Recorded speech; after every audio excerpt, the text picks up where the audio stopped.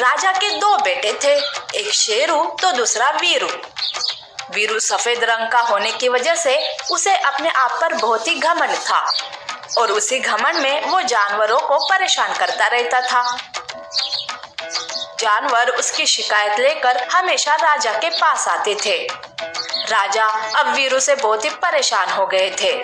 शेरू और वीरू को बुलाकर महाराज कहते हैं, अरे वीरू, तुम खुद को क्या समझते हो? बस सफेद रंग का होने से तुम इस जंगल के राजा नहीं बन सकते। तुम्हारा भाई शेरू देखो, वो कैसे सबके साथ प्यार से पेश आता है, और तुम अपने आप को देखो, तुम इस जंगल के राजा बनने के बिल्कुल भी काबिल नहीं हो, और मेरे होते हुए तो मैं ऐसा होने ही नहीं दूंगा। आप तो हमेशा भैया की ही तारीफ करते रहते हो, मुझ में तो आपको खोट ही दिखाई देती है। और पिताजी, मैं हूँ ही अनोखा सफेद रंग का, इसीलिए सब मुझसे जलते हैं।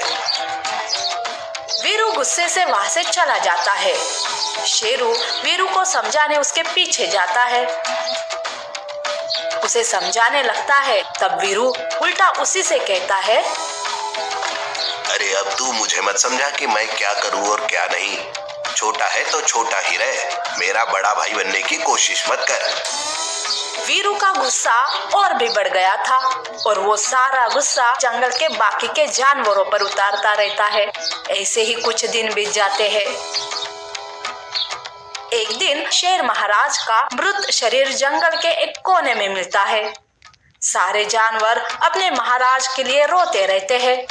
तभी वहां शेरू और वीरू भी आते हैं। तब वीरू रोते हुए कहता है, पिताजी, पिताजी, उठिए पिताजी। लेकिन पिताजी, आप इस जगह पर कैसे आ गए पिताजी? आपको किसने मारा पिताजी? तब वीरू खुद को ही जंगल का राजा घोषित करता है। वो जंगल पर हुकूमत करने लगता है। ऐसे में एक बार हिरण शेरू के पास आती है और वो कहती है, शेरू, उस दिन वीरू कह रहा था कि महाराज उस जगह कैसे आए, पर मैंने वीरू को शेर महाराज के साथ उस ओर जाते हुए देखा था, पर फिर भी वीरू कह रहा था कि वो वहाँ कैसे पहुँचे। तुम कुछ भी कहो शेरू, पर मुझे पता नहीं, वीरू पर ही शक आ रहा है। ये सुनकर सच में शेरू को सदमा लगता है, पर वो खुद को संभालते हुए वीरू से बात करने जाता है। तब वीरू कहता है, अच्छा, तो तुझे समझ आ ही गया, चलो अच्छी बात है। भैया, अपने ही पिता को आपने मार दिया और ऊपर से रोने का नाटक करके दिखा रहे हो कि तुम कितना दुखी हो रहे हो। अरे चुप कर, उनके होते हुए मैं राजा नहीं बन सकता था ना, इसलिए उन्हें ही रास्ते से हटा दिया। मैं उनकी रोज रोज की बातों से परेशान हो चुका था और मुझे इस जंगल का राजा बनना था। अब तुझे भी मैं उनके पास ही भेजूंगा। वीरू शेरू को गुफा में बंद कर देता है और गुफा का दरवाजा पत्थर से बंद कर देता है और अपने रोने का नाटक शुरू करता है। उसे रोते देख सारे जानवर वहां आ जाते हैं। तब वीरू रोते हुए कहता है, अरे देखो जंगल वासियों, मेरे भाई भी मुझे छोड़कर चले गए।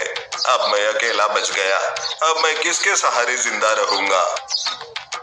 वीरू रोते रहता है और सारे जानवर उसे तसल्ली देते हैं, पर वही खड़ी हिरन को दाल में काला नजर आता है।